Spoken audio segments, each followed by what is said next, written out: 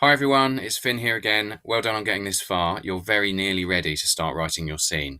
I just need to go through possibly the most important part of all this, which is your plot, how to pull all this together into a coherent story. Now, most stories or plots have three parts: the beginning, the middle, and the end. It's really familiar. We all know how stories work.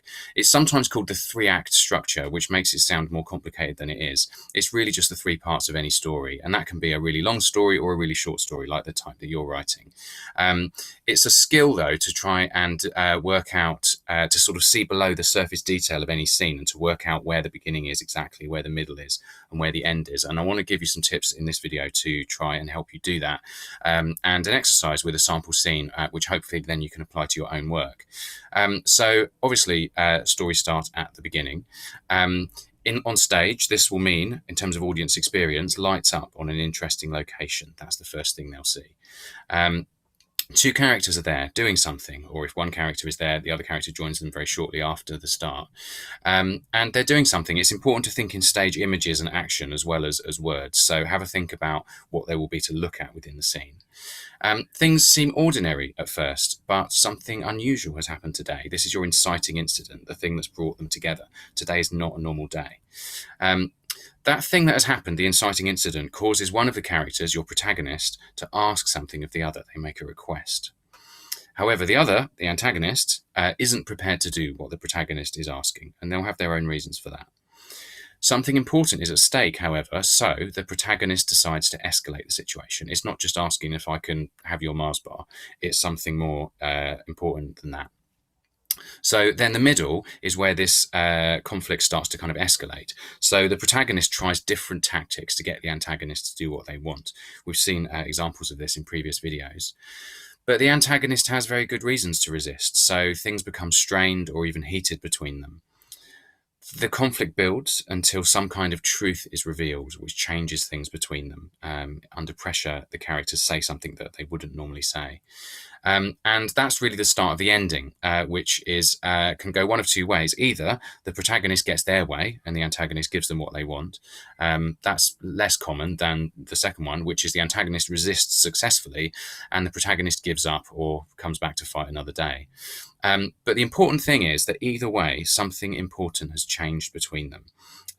Arthur Miller has a nice saying, American playwright: never let your characters leave a scene in the same state in which they entered it. So a scene is a unit of change, even a 2-3 page scene. The characters then reach some kind of resolution. It may not be satisfactory, it may be to agree to disagree, but there's some clear kind of ending.